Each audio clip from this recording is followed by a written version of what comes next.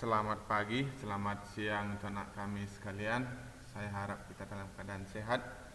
Kita lanjutkan kembali pembelajaran kita, yaitu tentang kerja dan profesi. Minggu lalu kita sudah melihat bagaimana kerja atau profesi dalam konsep atau pandangan umum dalam masyarakat. Kali ini kita akan melihat kerja atau profesi dalam ajaran sosial gereja menurut pandangan gereja. Arti dan makna kerja dalam pandangan gereja. Kerja atau bekerja merupakan ciri hakiki hidup manusia. Jadi bekerja itu atau kerja itu adalah ciri hakiki hidup manusia. Nanti kalau ada pertanyaan, apa yang menjadi ciri hakiki hidup manusia? Itu kerja. Dengan bekerja, hidup manusia memperoleh arti. Dengan bekerja, jadi kehidupan manusia itu menjadi berarti. Dengan bekerja, seseorang merasa dirinya berharga di tengah keluarga dan masyarakat. Ya, karena pada umumnya, setiap orang itu dilihat dari pekerjaannya. Orang yang malas, orang yang tidak bekerja, itu pada umumnya dicibir atau dihindari oleh masyarakat. Jadi kalau orang yang rajin, orang yang suka bekerja, itu pada umumnya ya, dihargai di tengah-tengah keluarga dan juga di tengah-tengah masyarakat. Namun pekerjaan juga mempunyai makna religius, ya. Jadi pekerjaan itu juga mempunyai makna religius. Kalau sebelumnya kita sudah melihat makna sosial, ya, pekerjaan dalam makna sosial, kemudian dalam pandangan sosiologis, antropologis, ya, dan juga ekonomi. Sekarang kita melihat pekerjaan itu dalam pandangan, dalam makna religius. Harus kita tahu bahwa Allah sendiri dilukiskan sebagai pencipta yang bekerja. Artinya Allah itu juga bekerja untuk mencipta. Dari hari yang pertama sampai hari yang keenam, dan pada hari yang ketujuh, ia beristirahat dari pekerjaan. Ya. Artinya apa? Bahwa Allah itu sendiri bekerja, mencipta. Kalau kita lihat dalam kisah penciptaan, ya, Kejadian 1 ayat 1 sampai bab 2 ayat 3, itu diceritakan bagaimana Allah itu bekerja, menciptakan pada hari pertama, pada hari kedua, hari ketiga, sampai pada hari keenam. Dan pada hari ketujuh itu dia beristirahat.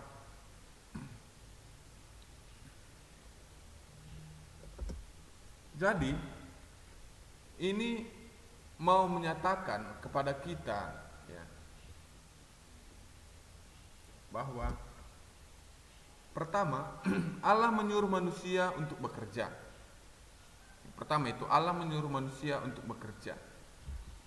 Kemudian yang kedua, bumi dan isinya itu diserahkan oleh Allah kepada manusia untuk dipelihara, dikuasai, dilestarikan, ya. Kemudian dipergunakan. Itu dapat dilihat dalam Kejadian 1 ayat 28 sampai 30. Bagaimana Allah memerintahkan kepada manusia itu untuk menguasai alam ini, melestarikannya, menjaganya, ya, dan dipergunakan. Kemudian yang ketiga, karena manusia menjadi penguasa atau pelestari bumi dan isinya, maka otomatis manusia itu sendiri menjadi wakil Allah di dunia. Ya. Manusia itu menjadi pengurus dan pekerja yang menyelenggarakan ciptaan Tuhan. Manusia yang memelihara alam ini, ciptaan ini, itu menjadi wakil Allah di tengah-tengah dunia. Kemudian dengan bekerja, manusia bukan saja dapat bekerja sama dengan Tuhan, tetapi juga dengan pekerja yang menyelenggarakan ciptaan Tuhan. Maksudnya apa? Bahwa manusia itu bekerja sama dengan Tuhan. Tuhan yang menciptakan, manusia yang memelihara. Penemuan-penemuan yang ditemukan oleh manusia itu berkat dari ciptaan Allah itu sendiri. Artinya apa? Bahwa Allah mencipta dan dikembangkan oleh manusia itu sendiri. Ya, jadi Dengan bekerja manusia bukan saja dapat bekerja sama dengan Tuhan, tetapi juga dengan bekerja manusia itu menyelenggarakan ciptaan Tuhan. Kemudian yang kelima, dengan bekerja manusia mendekatkan dirinya secara pribadi dengan Allah. Artinya bahwa manusia itu membantu menyelenggarakan, memelihara alam, berarti dia memelihara ciptaan Tuhan dan mendekatkan diri kepada Tuhan secara pribadi. Bandingkan dengan orang yang bermalas-malasan. Apakah Tuhan suka dengan orang bermalas-malasan? Tidak. Jadi bisa saja sebenarnya bekerja itu adalah ungkapan iman. Kemudian yang keenam, manusia akhirnya teruntuk bagi Allah sebagai yang terakhir. Kerja merupakan salah satu bentuk pengabdian pribadi kepada Allah sebagai tujuan akhir hidup manusia. Jadi aspek religius dari bekerja itu adalah saya bekerja sebagai bentuk pengabdian kepada Allah. Saya bekerja bukan untuk mendapatkan hasil, bukan untuk mendapatkan kedudukan, kehormatan atau nilai dari masyarakat, tetapi saya bekerja itu karena saya mengabdi kepada Tuhan. Jadi inilah bentuk aspek religius. Apa itu aspek religius dari kerja? Yaitu adalah sebagai bentuk pengabdian kepada Allah. Nah, lalu bagaimana hubungan antara kerja dan doa? Sering kita dengar kata ora et labora. Ya, kalau terjemahkan bulat ini ora, berdoalah dan bekerjalah. Ya, hubungan antara kerja dan doa.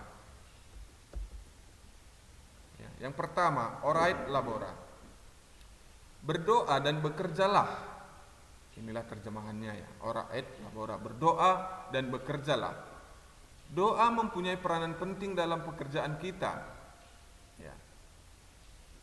Doa mempunyai peranan penting dalam pekerjaan kita. Dapat disebut antara lain yang pertama, doa dapat menjadi daya dorong bagi kita untuk bekerja, untuk lebih tekun, lebih tabah. Ya. Kalau kita mulai pekerjaan kita dengan doa katanya, maka kita akan merasa lebih tekun. Ya. Ada yang pendorong.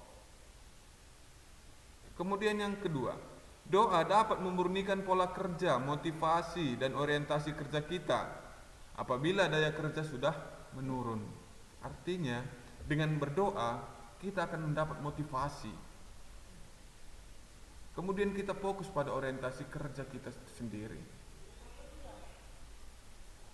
Nah, inilah bagaimana yang dikatakan dengan ora et labora, bekerja dan berdoa. Kemudian yang ketiga, doa dapat menjadikan kerja manusia mempunyai aspek religius dan adikodrati. Ya. Maksudnya apa? Kerja yang kita lakukan ya, itu memiliki nilai yang bukan saja menuntut nilai, tetap ya memiliki nilai yang bukan saja menuntut nilai itu sendiri atau pandangan masyarakat atau kedudukan ya, atau materi atau uang, tetapi bagaimana sebenarnya kerja kita itu adalah bentuk pengabdian kepada Allah. Jadi dengan berdoa ya, kerja kita itu mempunyai aspek religius dan adikodrati.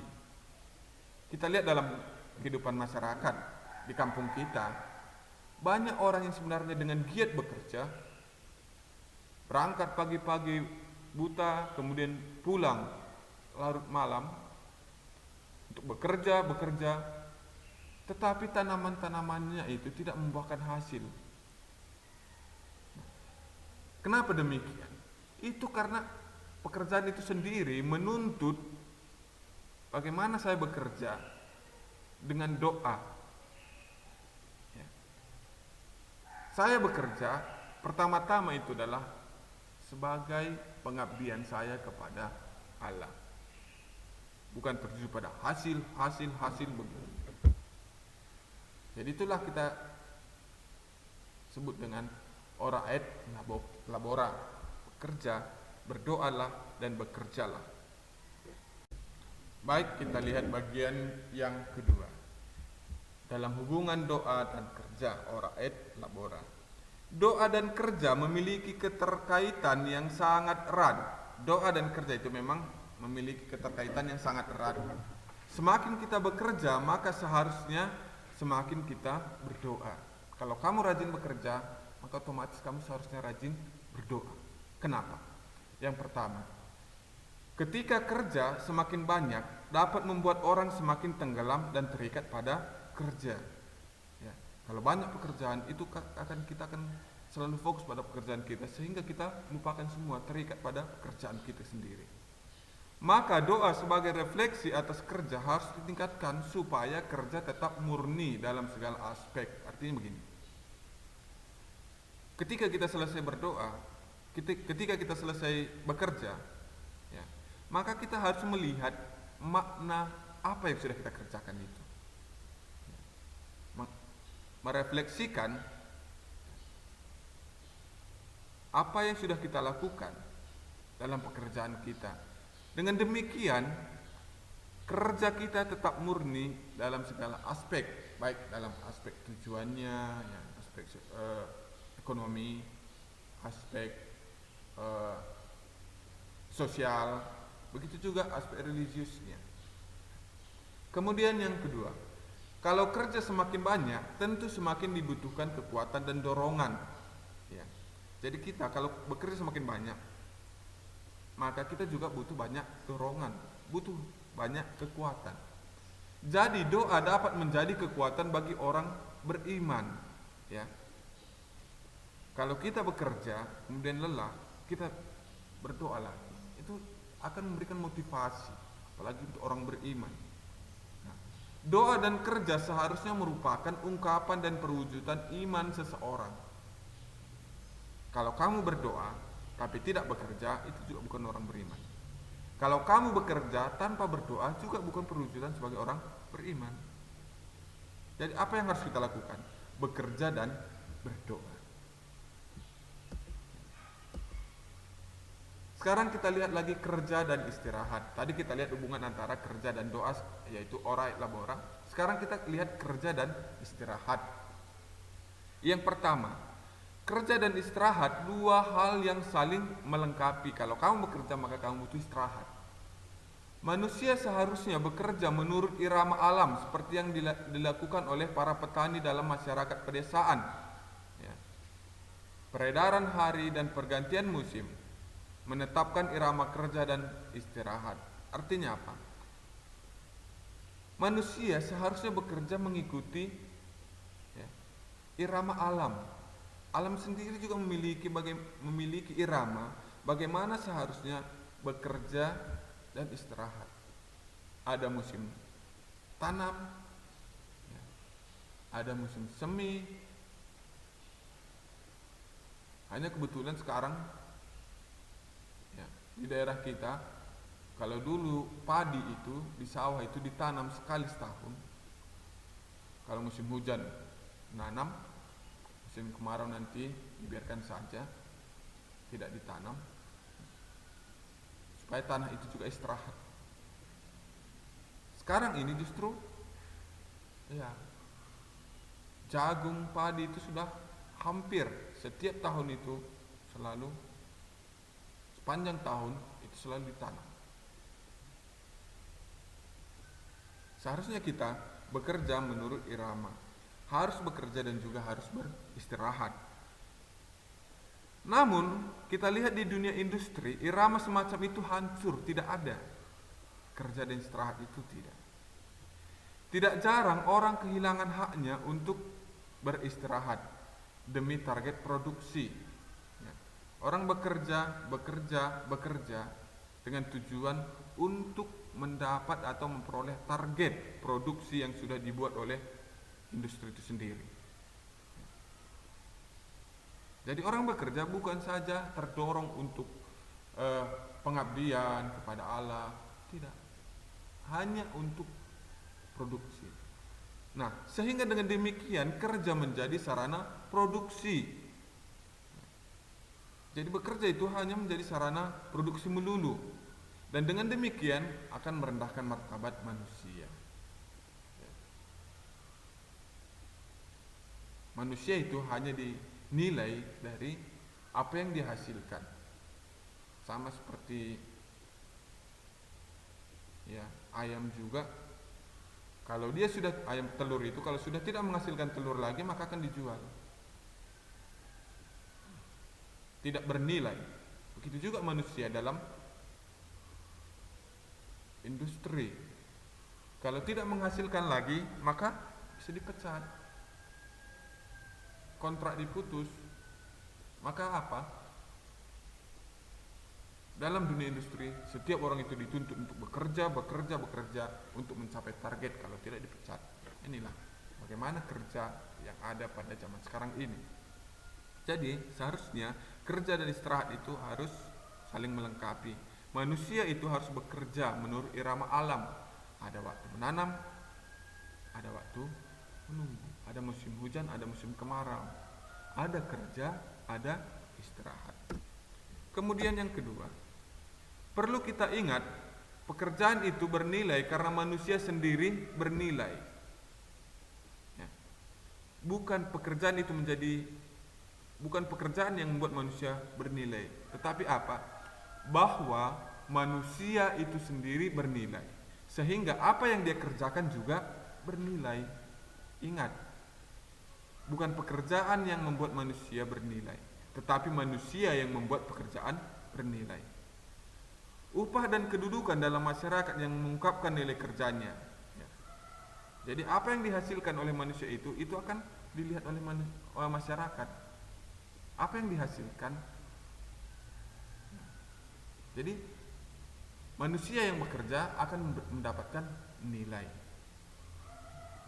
Dalam hal ini manusia dipandang dan diperlakukan sebagai alat produksi, bukan sebagai citra Allah. Kalau dalam masyarakat kamu dipandang dari kerjamu itu sendiri, bukan karena manusianya, maka kamu itu dianggap sebagai alat produksi, ya, bukan sebagai citra Allah. Suatu hal yang merendahkan martabat manusia. Jadi kalau kamu dipandang dari pekerjaanmu, itu sama saja dengan merendahkan martabat manusia. Kalau kamu memandang orang lain dari pekerjaannya, itu kamu merendahkan martabat manusia. Seharusnya apa? Kamu melihat hasil pekerjaannya, ya, apapun dia kerjakan, karena dia manusia, maka kamu harus menghormati. Ya. Tapi kita harus lihat di situ pekerjaan yang halal. Manusia yang berjuang, bekerja, itu kita harus hargai. Kenapa? Karena dia adalah citra Allah. Dia bekerja dalam pengabdiannya kepada Allah. Kemudian yang ketiga, Kitab Kejadian menceritakan bahwa Allah sendiri juga bekerja sebagai pencipta. Ia bekerja 6 hari lamanya dan beristirahat pada hari yang ke-7. Ya. Jadi dalam Kitab Kejadian itu menceritakan bahwa Allah itu juga bekerja. Sebagai pencipta ia bekerja selama 6 hari. Lalu pada hari ke-7 dia beristirahat. Ya. Bahkan ia tetap bekerja sampai hari ini. Ya. Allah itu bekerja sampai hari ini, yaitu menyertai manusia dalam membuat penemuan-penemuan baru. Ya. Kemudian tetap menjaga dan